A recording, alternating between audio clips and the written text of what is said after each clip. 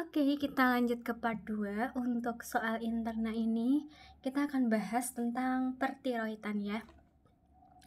Ini tentang hipotiroid spesifiknya. Langsung aja ke soal. Pasien pria dewasa tidak tahan dingin, lemas, mengantuk, kram otot, mengalami kenaikan berat badan meskipun diet dan olahraga, depresi, konstipasi, rambut rapuh, nyeri otot, dan libido menurun. Nah, ini diagnosisnya apa? Nah, ini udah dijawab ya, diagnosisnya hipotiroid. Nah, hipotiroid itu penyebabnya tuh bisa primer, subklinik, atau sekunder ya. Kalau primary hipotiroidisme, sebenarnya kalau yang namanya tiroid itu kan yang dicek tuh biasanya TSH sama free T4 level ya. Nah, kalau aku diajarinnya di bimbel MedSense itu, kita ingat aja yang namanya tiroid itu punya yang namanya presiden, gubernur, dan juga warga. Nah, ini misalnya ya. Nah, di sini yang berperan sebagai warga itu adalah T4-nya. T4 itu adalah warga, terus habis itu TSH. TSH itu yang ada di hipofisis anterior ini kita anggap dia sebagai gubernur, dan yang ada di atas atau TRH yang ada di hipotalamus itu kita anggap dia sebagai presiden. Nah, kalau misalkan di T4-nya ini si warganya itu T4-nya turun, T4 turun, itu kan kita cek tuh TSH-nya. Apakah TSH-nya naik atau turun? Misal ya, T4 turun, terus TSH-nya juga ikutan turun. Nah, berarti warganya itu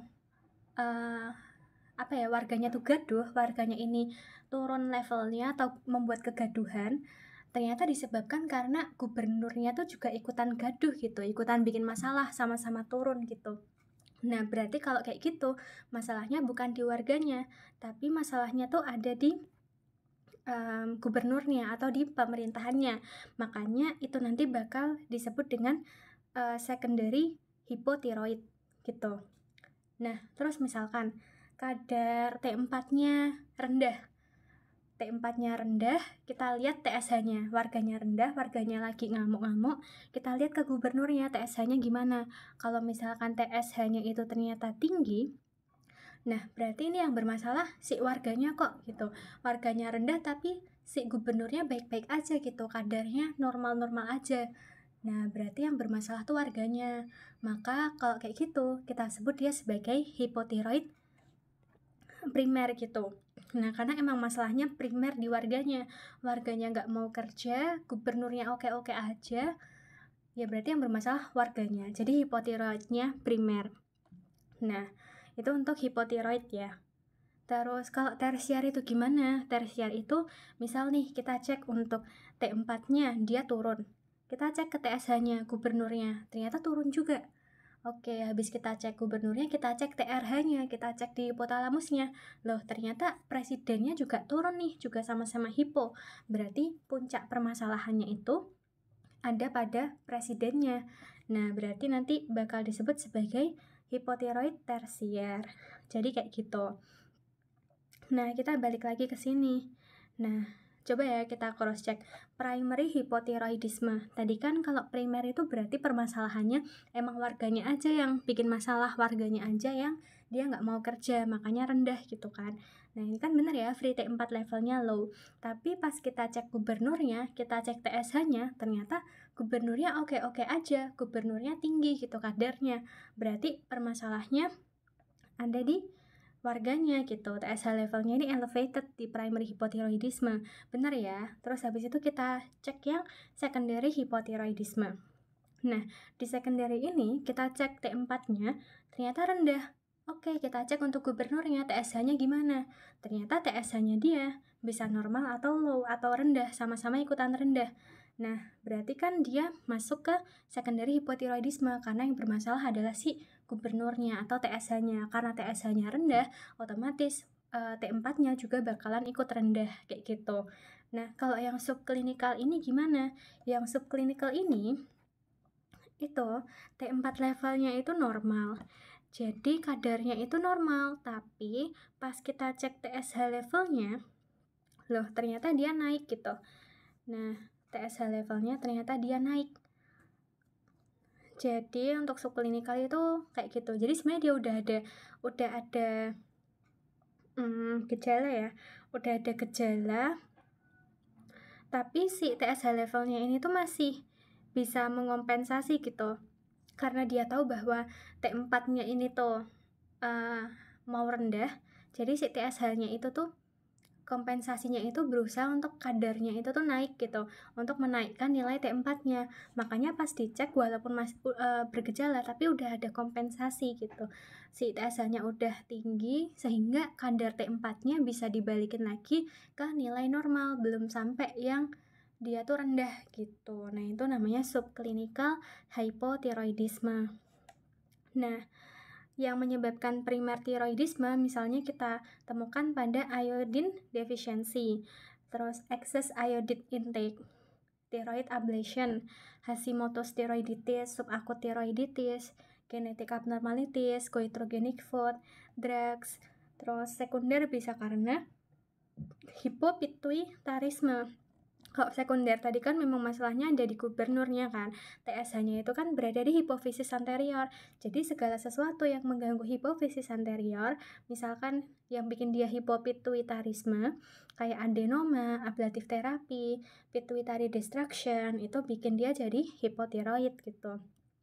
Kalau yang tersier berarti memang masalahnya tuh ada di presidennya, di TRH levelnya. Nah, siapa sih presidennya? Presidennya itu TRH ini berada di hipotalamus gitu. Jadi kalau tersier penyebabnya adalah hypothalamic dysfunction.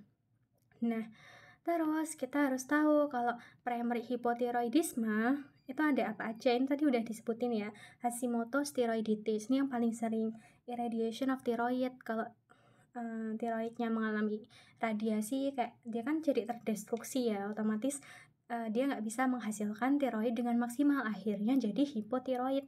Memang masalahnya ada di kelenjar tiroidnya.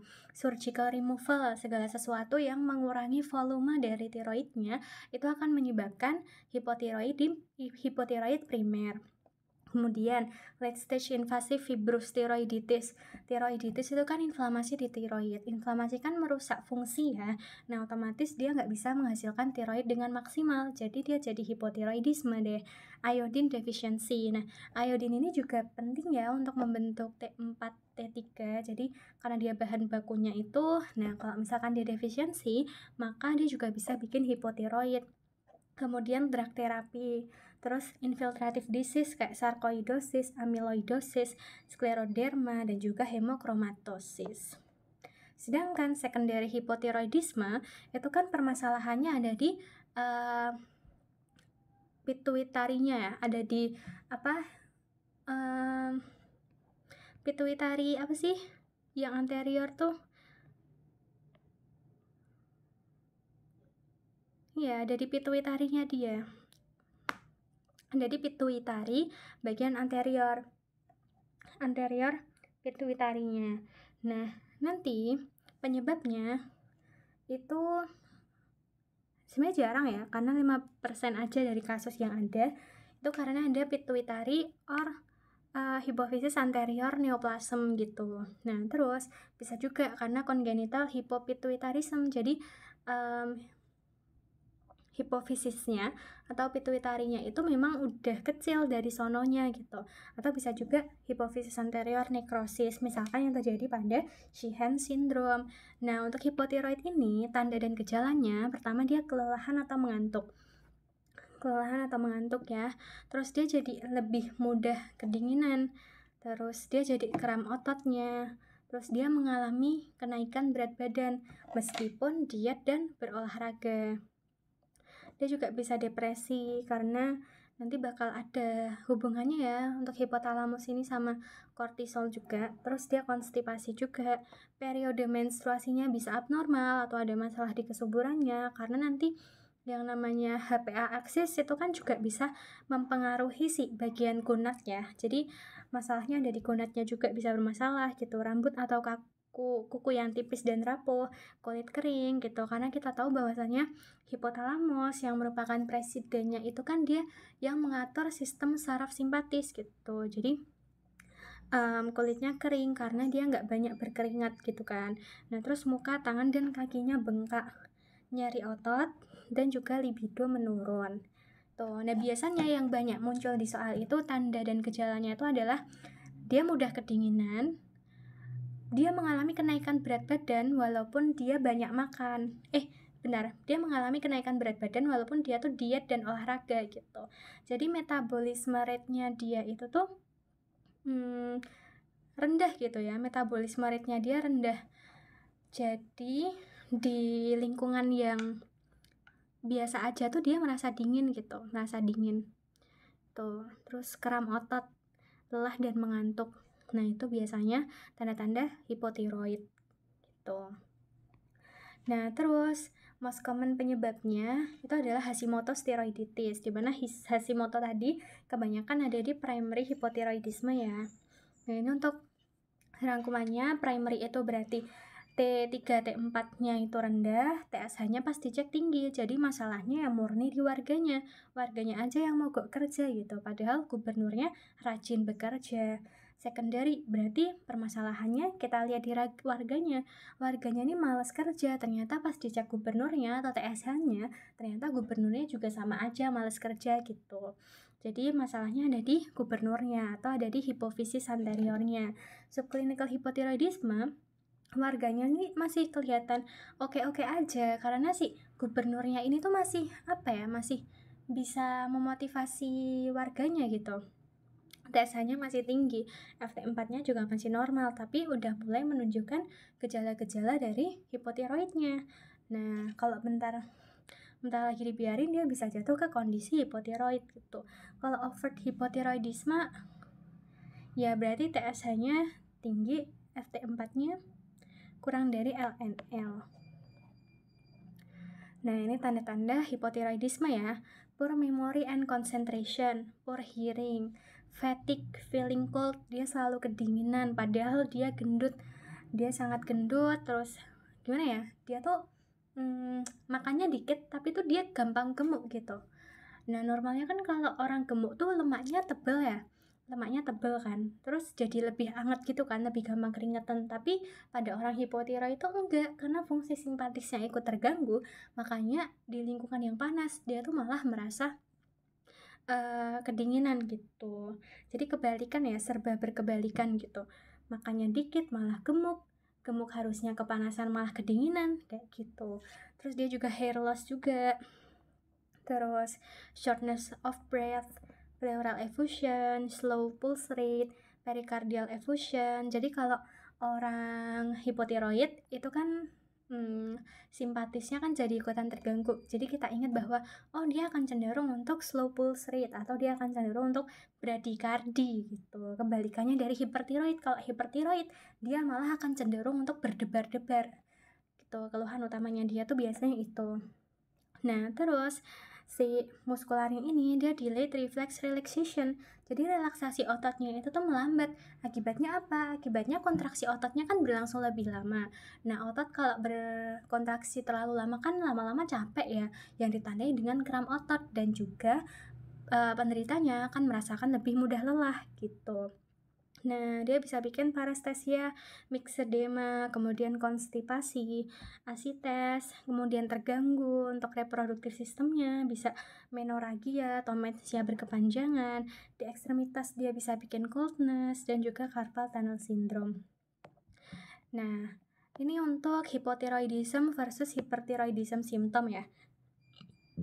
Nah, hipotiroid dia tuh cold intolerance.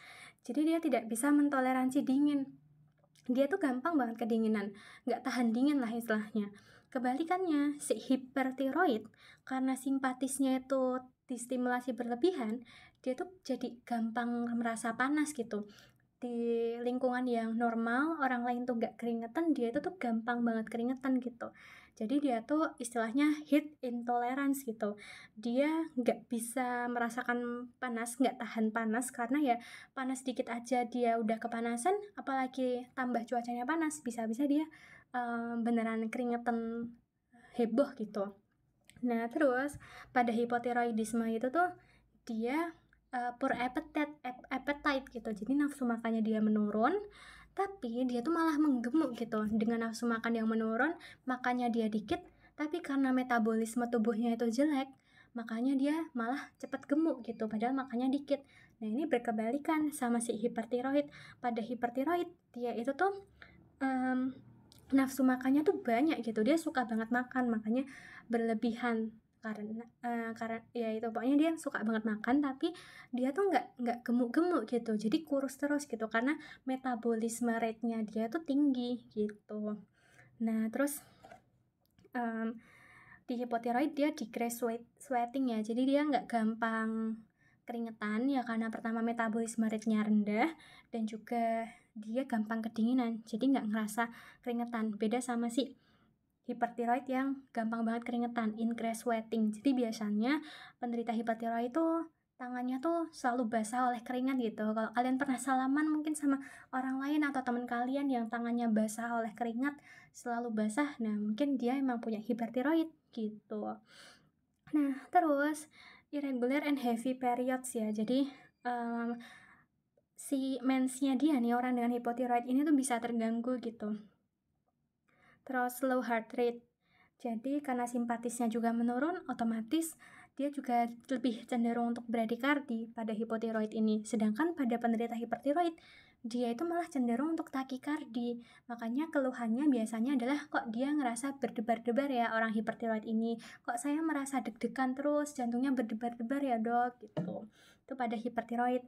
Nah, terus brittle nails ya, atau kuku dan rambutnya pada hipotiroid ini tuh dia rusak. Sedangkan hipertiroid itu dia nail thickening and flaking gitu ya, sama-sama rusak sih ya sebenarnya, menebal gitu. Nah, terus pada hipotiroid terjadi muscle or joint pain, yaitu tadi karena relaksasi otot itu melambat, otomatis otot-otot pada penderita hipotiroid itu dia cenderung untuk kontraksinya lebih lama. Nah, otot kalau dia bekerja terlalu lama, kontraksi terlalu lama, dampaknya apa? Yang pertama dia akan kram otot gitu. Yang kedua, dia juga akan lebih ngerasa capek gitu. Jadi keluhannya tuh biasanya kelelahan pada penderita hipotiroid ini. Nah, terus kalau di hipertiroidism dia tuh malah muscle weakness.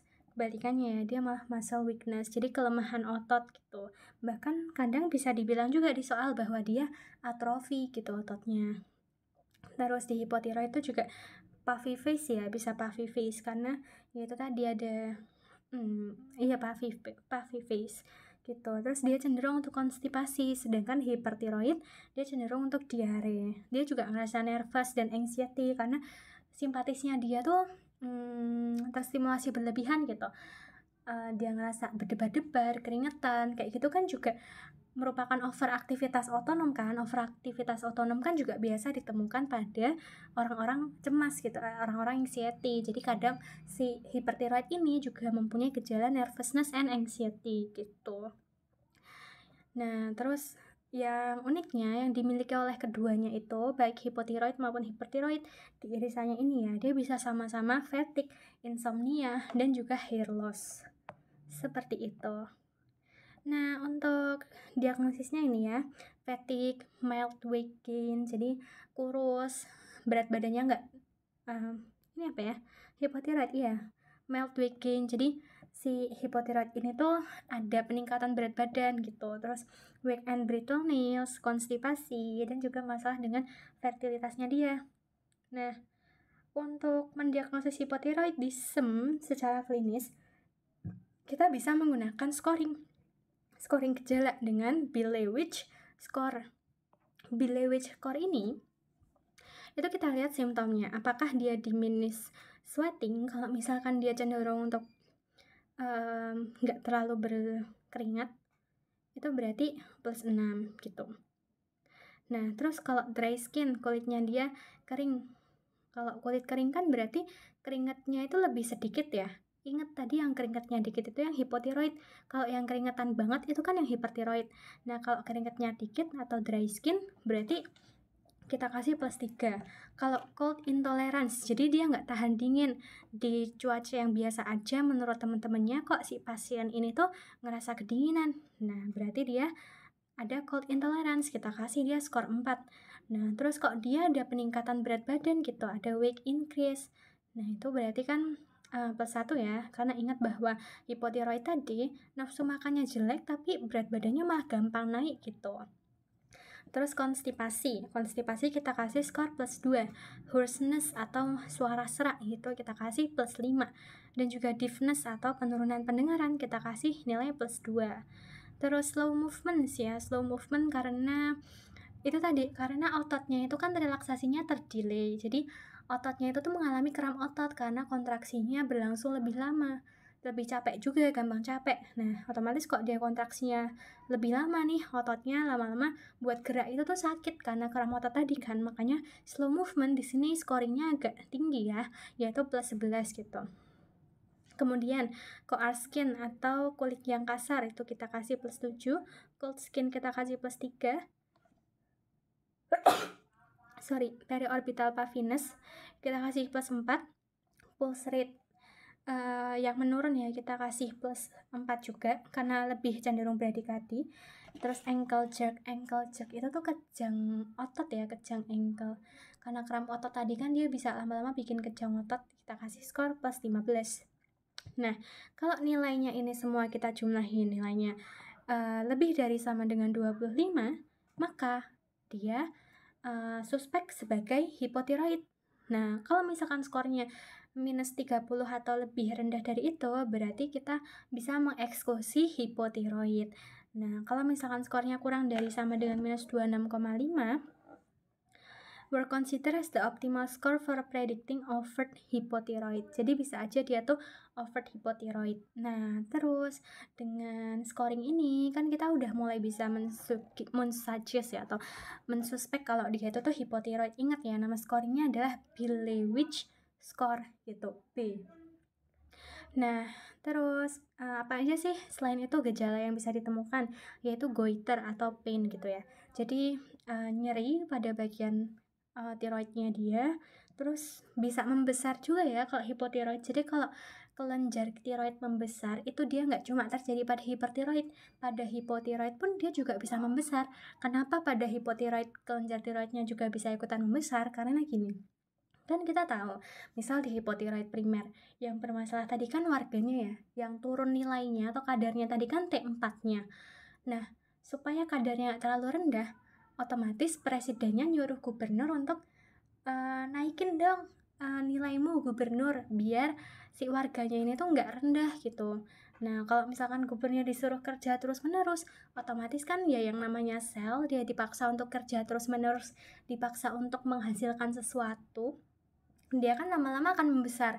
Bayangin aja kalau kalian nge-gym, kalian beri beban pada otot-otot kalian, misal otot tricep biceps gitu ya, lama-lama kan ototnya juga bakalan membesar kan. Ya sama kayak si tiroid ini, kalau dia dikasih beban lebih untuk memproduksi lebih banyak lagi tiroid, maka dia juga lama-lama bisa membesar kayak gitu. Terus lab testnya low thyroxine, high TSH. Ini terutama pada si primary hypothyroid. Most common etiologinya adalah Hashimoto's thyroiditis dan juga post-thyroidectomy. Karena si glandula tiroidnya diangkat, berarti kan ya otomatis produksi level tiroidnya dia jadi lebih turun ya, kayak gitu deh. Terus terapi untuk pasien di atas itu adalah kita kasih levothyroxine 50-100 mikrogram per hari. Jadi levothyroxine ini itu adalah ya isinya tiroid ya. Isinya adalah tiroid gitu. Kita kasih levothyroxine dosisnya 50-100 mikrogram per hari. Nah, untuk terapi hipotiroid itu menggunakan levothyroxine. Levothyroxine ini adalah pilihan pertama yang dapat dipakai untuk terapi koma myxedema.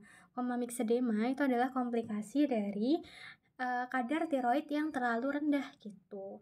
Nah, ini aman juga untuk ibu hamil nih, levothyroxine 50-100 mikrogram per hari. Dosis awalnya adalah 50-100 mikrogram per oral 1 kali per hari. Nanti kita bisa naikkan 25-50 mikrogram per 3-4 minggu sampai dengan euthyroid, sampai kadar tiroidnya itu tuh normal kembali dan kadar TSH-nya juga normal. Nah, dosis rumatannya bisa kita kasih 100-200 mikrogram per oral 1 kali per hari.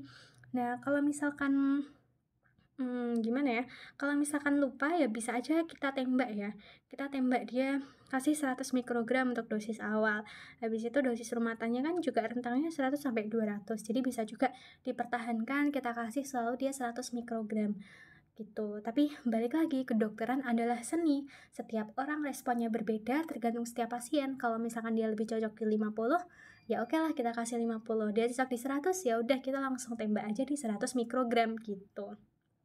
Nah, terus pada lansia atau penderita kardiovaskular, dosis awalnya itu tuh 25 sampai 50 mikrogram per oral 1 kali per hari. Nanti dia dinaikkan dosisnya menjadi 25 mikrogram per 4 minggu sampai dengan eutiroid dengan TSH normal. Nah, kenapa di lansia dan kardiovaskular ini dosisnya lebih rendah? Ya, karena kita ingat lagi, tiroid itu kan levotiroxin itu kan kita kasih hormon tiroid ya, kita kasih kayak T4, kita suplementasi dia dengan T4 biar dia kadar tiroidnya nggak terlalu rendah. Sedangkan kita tahu fungsinya tiroid karena dia berhubungan dengan hipotalamus dan kawan-kawannya, dia otomatis bisa meningkatkan respon simpatis. Nah, di jantung respon simpatis itu dia bisa bikin takikardi, terus nanti ya bakal lebih harus diperhatiin lagi gitu kalau kita mau ngasih levotiroxin ini kepada lansia atau seseorang dengan penyakit kardiovaskular gitu. Oke, ingat ya, levotiroxin 50-100 mikrogram per hari. Nah, sekarang kita masuk ke hipertiroid. Soalnya adalah wanita 32 tahun datang dengan keluhan berdebar-debar, takikardia. Nah, ini beda kan tadi sama keluhannya hipo. Dia lebih cenderung berdebar-debar, mudah lelah. Hipo juga bisa mudah lelah ya, sering berkeringat nih, overaktivitas otonom, sangat kurus. Jadi metabolisme rate-nya sangat cepat ya. Nah, pemeriksaan fisiknya menunjukkan exophthalmos, struma atau tiroid yang membesar, dan juga ada tremor. Mana di antara berikut ini merupakan diagnosis yang mungkin? Nah, ini adalah hipertiroidisme gitu. Hipertiroidisme yang paling sering itu penyebabnya adalah Graves' disease. Graves' disease is the most common cause of hyperthyroidism of all cases gitu. Nah, biasanya Graves' disease ini gampang ya untuk dikenali, terutama kalau dia udah di tingkat yang parah. Kalau kalian ngelihat orang kok matanya itu menonjol, matanya membesar kayak mau keluar gitu dari bola matanya, nah itu pasti Graves' disease, dia pasti hipertiroid gitu. Jadi kenapa hipertiroid ini bisa bikin mata pasien menonjol? Karena gini, hipertiroid itu kan sebenarnya merupakan penyakit autoimun juga ya, caused by an abnormal immune system response. Antibodies serve as agonists to the TSH receptor, causing thyroid growth and activation of hormone synthesis and secretion. Female dan men, resikonya lebih tinggi pada female dan incidence peak-nya from age 20 until 40. Jadi gini, yang namanya hipertiroidisme, dia tuh penyakit autoimun yang menyerang antibodi TSH1 kalau nggak salah ya. TSH1 ini tuh antibodinya nggak cuma ada di kelenjar tiroid, tapi ternyata di mata dia tuh juga ada antibodi TSH1 gitu. Jadi selain menyerang si tiroidnya dia, autoimunnya ini kan juga menyerang dimanapun yang lokasinya ada TSH reseptornya gitu. Ternyata di mata itu tuh ada TSH reseptornya juga. Nah, karena ada TSH reseptornya, ya udah deh tuh, autoantibodinya nggak cuma nyerang tiroid, tapi nyerang juga matanya. Makanya nggak cuma tiroidnya ada yang membesar, tapi matanya tuh juga jadi ikutan membesar gitu, jadi ikutan menonjol. Jadi pada kasus yang sangat parah, dia bisa sampai bikin exophthalmos. Nah, biasanya kalau udah di tahap exophthalmos ini, ya nggak ada yang bisa kita lakuin juga untuk ngecilin bola matanya. Bisa sih dengan operasi ya, kadang bisa juga kalau untuk estetika mau dioperasi itu tuh juga bisa. Tapi ya balik lagi, sekalinya dia udah exophthalmos nggak bisa kecil lagi kecuali dioperasi kayak gitu. Nah, terus hipertiroidisme ini diagnosisnya ini ya, unintentional weight loss. Jadi dia tuh nafsu makannya itu tuh banyak gitu, dia banyak makan, increase appetite, tapi dia tuh tetap kurus gitu, jadi nggak gemuk-gemuk nih walaupun makannya banyak gitu. Terus rapid heartbeat, dia lebih cenderung untuk berdebar-debar, takikardi. Kalau kalian dengerin detak jantungnya pasien hipertiroid itu kedengeran jelas banget, deg-deg-degnya tuh lebih kenceng gitu daripada pasien normal yang detak jantungnya mungkin terlihat lebih slow, gak terlalu sedenger itu. Tapi kalau hipertiroid tuh stetoskopnya nempel aja tuh udah langsung kedengeran jelas gitu deg-degnya. Terus irregular heartbeat atau tachycardia itu tadi ya, increased sweating karena dia overaktivitas otonom, jadi lebih banyak berkeringat, tangannya lebih mudah basah. Nah terus karena dia udah banyak keringetan, makanya dia tuh heat intolerance. Dia di cuaca yang biasa aja keringetan, apalagi dibawa ke tempat yang panas, makin gak kuat lah tuh, makin basah seluruh tubuhnya oleh keringat kayak gitu. Dia muscle fatigue juga ya, sama-sama bisa bikin ototnya capek, mirip kayak hipotiroidisme juga. Change in menstrual pattern, kemudian nervousness and anxiety. Jadi ingat bahwasannya overaktivitas otonom yang bikin berdebar-debar, keringetan, itu kan juga merupakan gejala yang kita temukan pada penderita anxiety. Jadi pada hipertiroid ini orangnya juga akan lebih mudah nervous dan anxiety. Change in bowel pattern, terutama kalau hipertiroid ini dia cenderung untuk diare, sedangkan hipotiroid tadi dia cenderung untuk konstipasi. Terus enlarged thyroid gland, jadi glandula tiroidnya dia tuh membesar. Kemudian fine on brittle hair gitu, rambutnya pada rontok. Kemudian skin thinning atau kulitnya itu tuh menipis ya, lebih menipis. Kemudian difficulty sleeping, insomnia ini terjadi baik di hipertiroid maupun hipotiroid ya. Kemudian dia heat sensitive, nggak tahan panas gitu. Terus nah ingat kalau misalkan yang di hipotiroid tadi scoringnya kita pakai Bilewich agak susah ya ngapalinnya, Bilewich. Nah si hipertiroid ini dia scoringnya tuh pakai Wayne score, Wayne index. Itu kita lihat kalau misalkan dia ada dyspnea on effect, kita kasih dia +1, palpitasi atau berdebar-debar +2, tiredness +2, preference for heat kan berarti dia lebih suka di tempat yang hangat ya, itu lebih cenderung untuk hipotiroid ya, karena dia kan gampang kedinginan, jadi dia lebih suka di tempat yang hangat. Sedangkan kalau di Wayne index ini preference for cold itu dikasih skor +5, karena itu tadi, karena hipertiroid itu intoleransi terhadap panas, makanya dia lebih suka di tempat yang dingin gitu. Kemudian excessive sweating kita kasih +3, nervousness +2, appetite increase kita kasih +3, weight decrease kita kasih +3, palpable thyroid kita kasih +3, fruit over thyroid +2, terus exophthalmos kita kasih +2, lid retraction +2, lid lag +1, hyperkinesis +4, hands hot jadi tangannya panas dan juga berkeringat kita kasih scoring +2 dan +1. Kemudian casual pulse rate ini kalau lebih dari 90 kita kasih +3, atrial fibrillation kita kasih +4. Nah nanti kalau si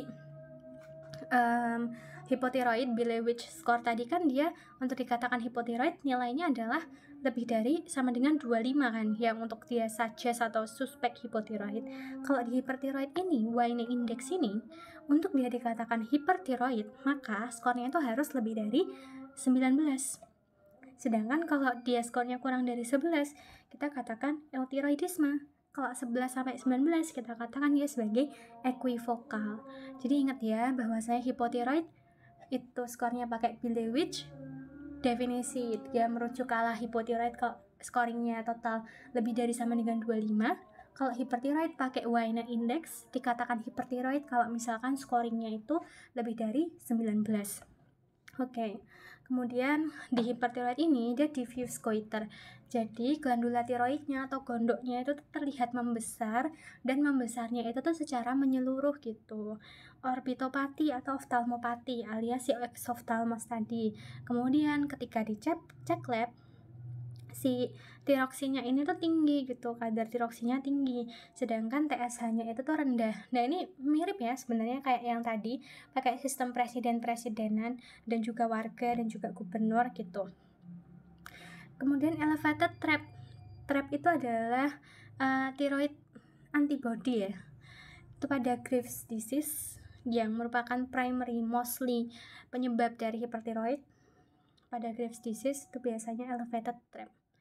Ingat Tadi pada hipotiroid paling sering penyebabnya adalah Hashimoto's thyroiditis, sedangkan pada hipertiroid penyebab terseringnya adalah Graves' disease gitu. Hipertiroid ketika dicek lab gimana? Nah, dicek lab biasanya FT4 atau free T4-nya biasanya tinggi ya, terus TSH-nya rendah. Tapi nggak selalu ya, tergantung dia primary, secondary, atau tertiary hipertiroid gitu. Sama kayak prosesnya tadi ya, kita bermain warga dan gubernur. Jadi gini, warga itu kan kita lihat dari T4-nya ya. Nah, T4, kalau kita cek nih, T4-nya ternyata tinggi nih. Gejalanya hipertiroid, kita cek T4 ternyata dia tinggi. Oke, T4 tinggi, kita cek ke gubernurnya, kita cek ke TSH-nya. Loh, ternyata TSH-nya ini tuh rendah kok gitu. Nilainya nggak yang ikutan tinggi.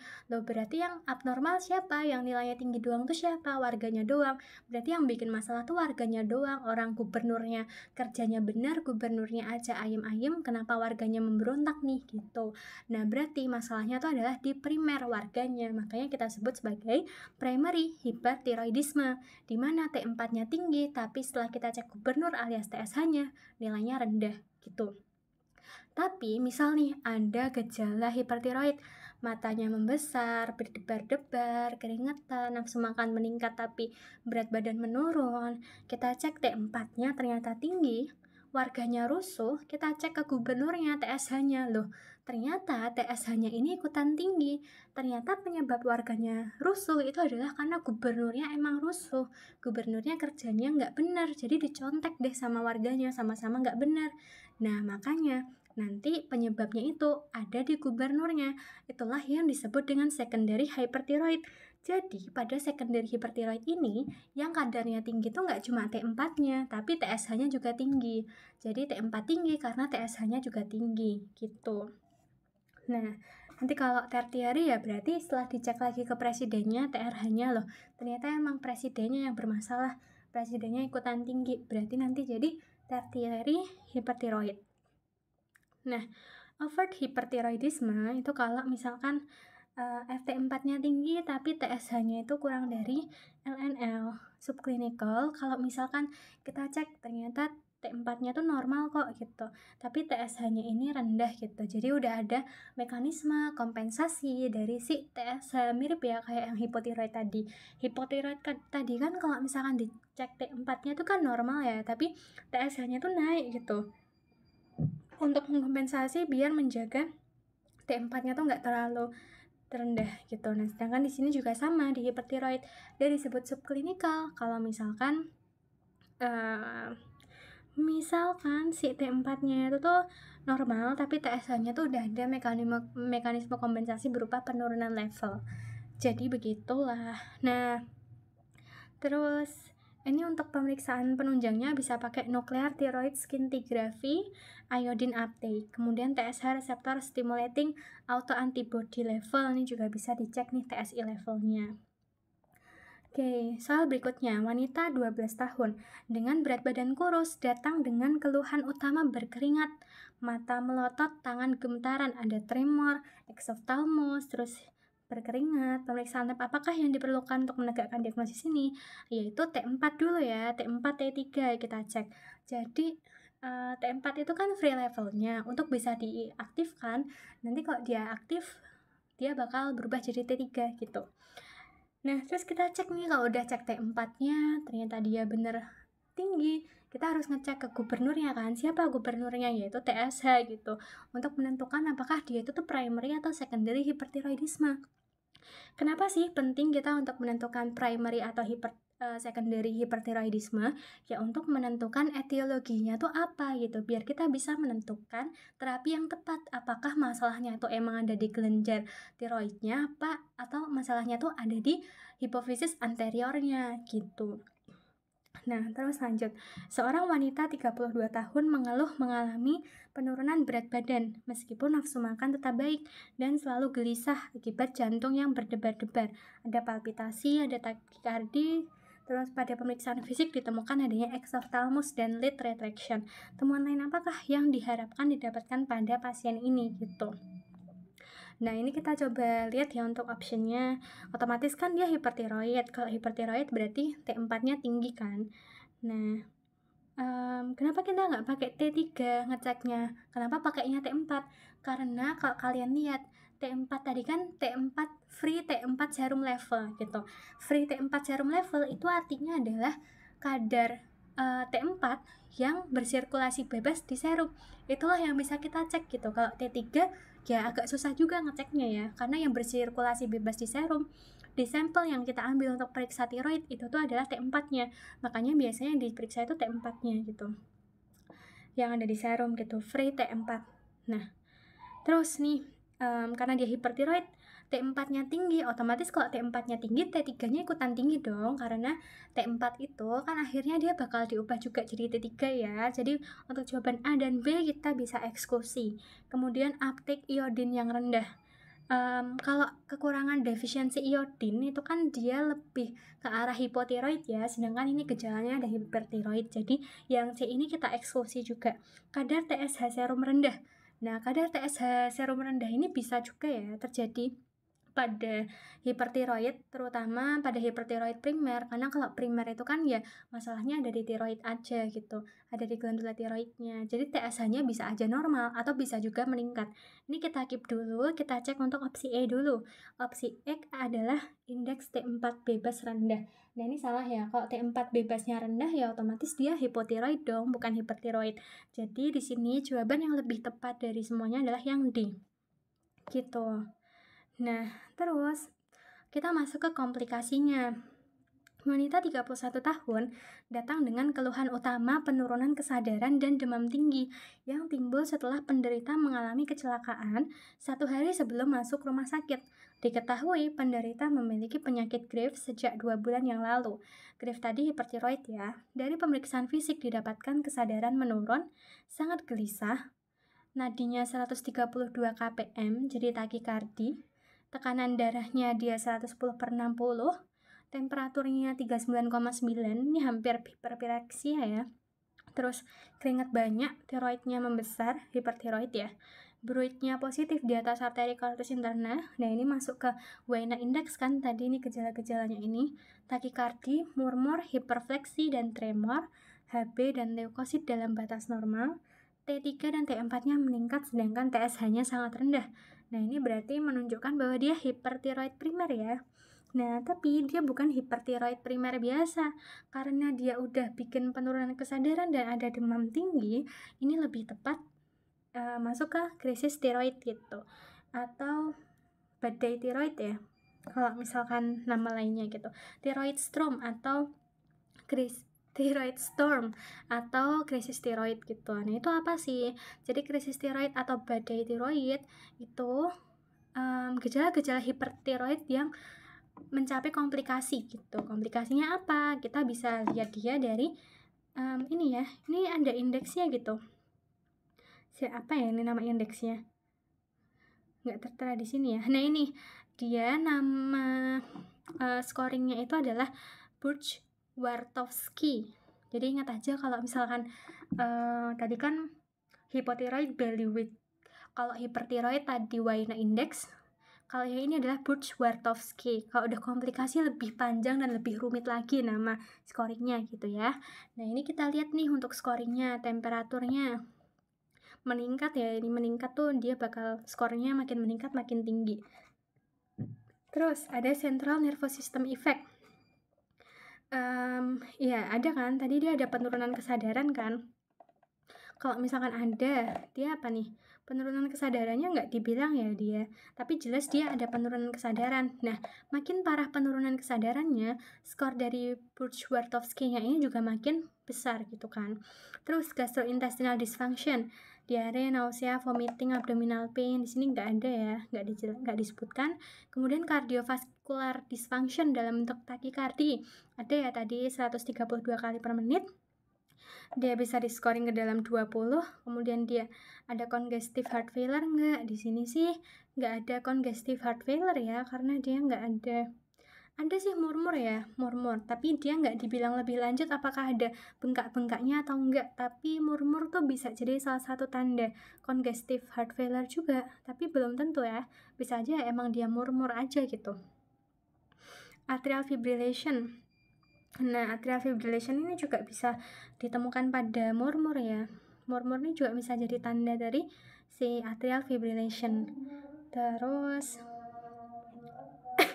nah, otomatis dari semua parameter yang dijadikan parameter dalam Buch-Bartowski Index untuk krisis tiroid atau thyroid storm ini hampir semuanya ada pada pasien ini. Jadi, tepat kalau kita diagnosis pasien ini sebagai krisis tiroid gitu.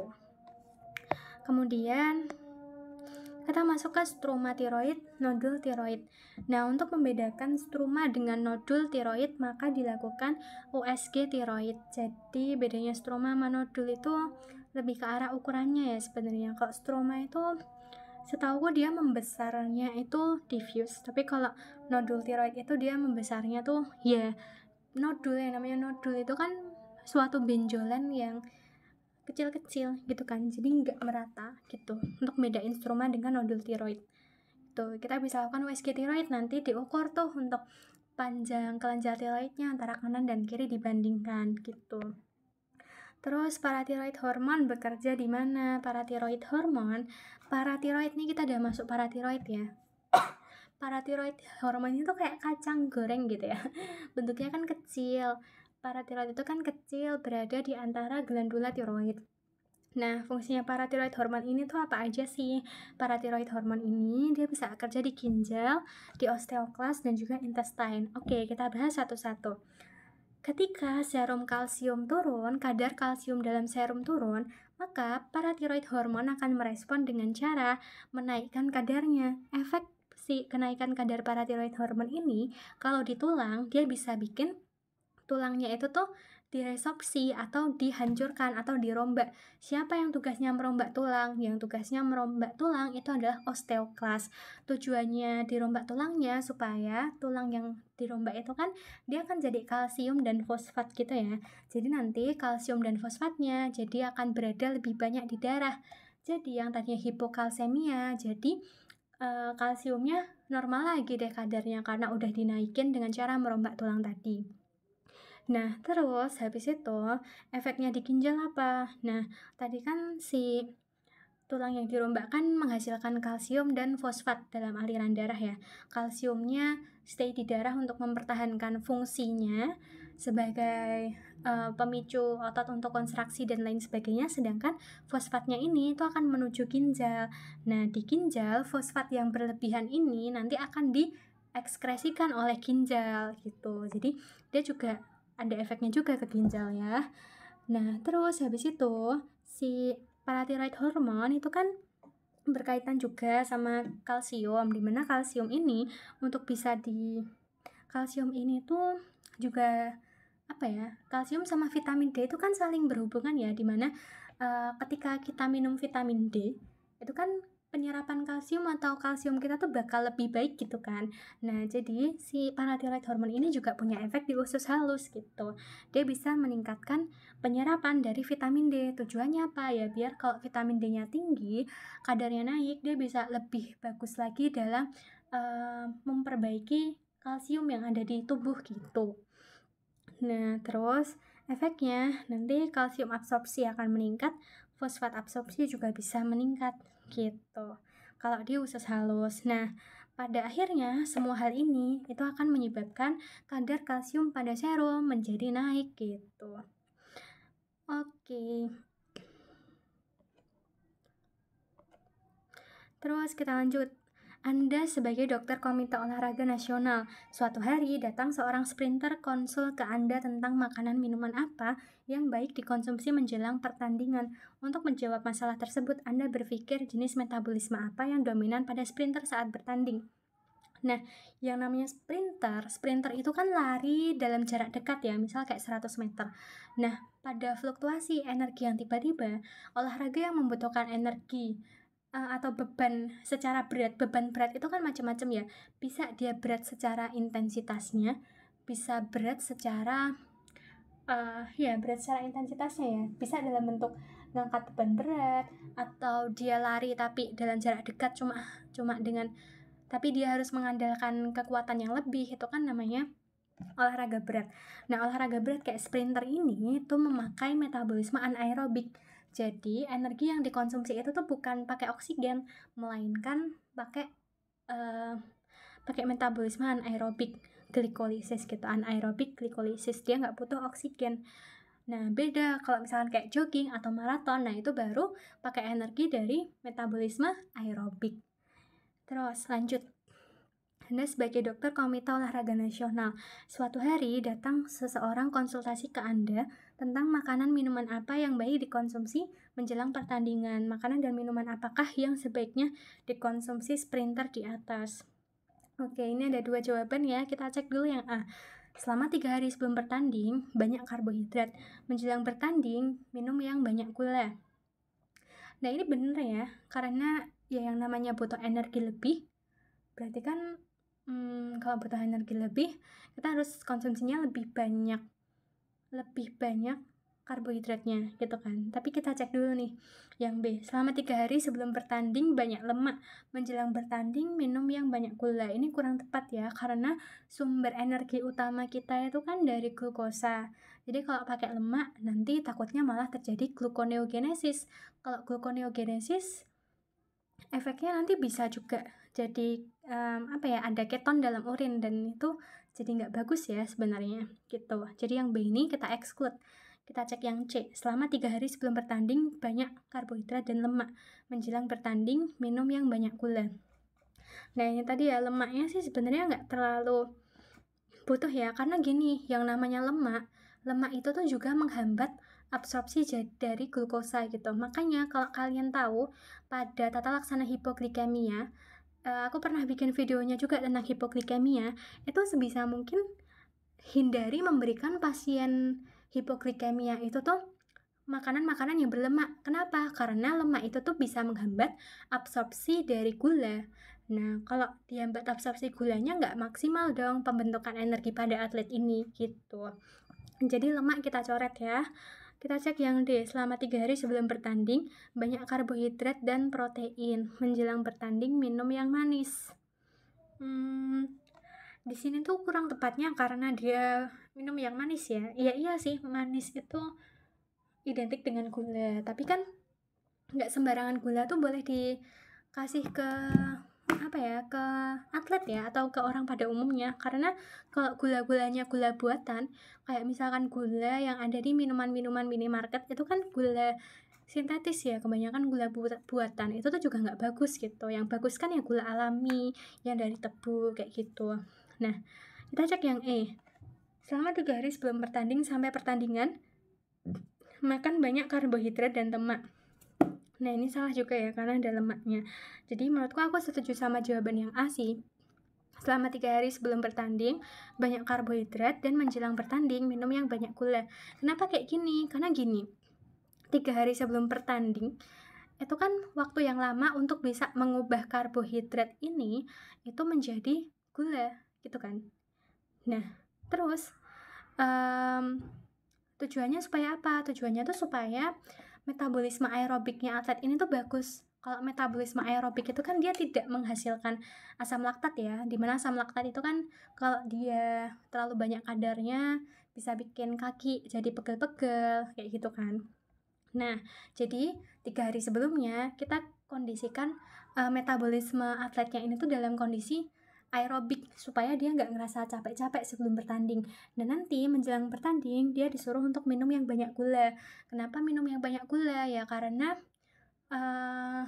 gula itu kan dia lebih cepat ya dibandingkan karbohidrat. Monosakarida itu kan lebih simpel kan daripada polisakarida kayak nasi gitu. Jadi dia lebih cepat juga untuk diabsorpsi sama usus gitu. Makanya menjelang bertanding kita kasih dia minum yang banyak gula supaya dia nggak hipoglikemia juga gitu. Oke, kita masuk ke Cushing syndrome. Ini udah masuk ke kortisol ya, tapi Cushing itu oke, kita cukupkan dulu ya, karena ini materi tiroid. Untuk materi hipotiroid dan hipertiroid sudah selesai. Nanti kita lanjut next part untuk membahas materi IPD lainnya. Terima kasih.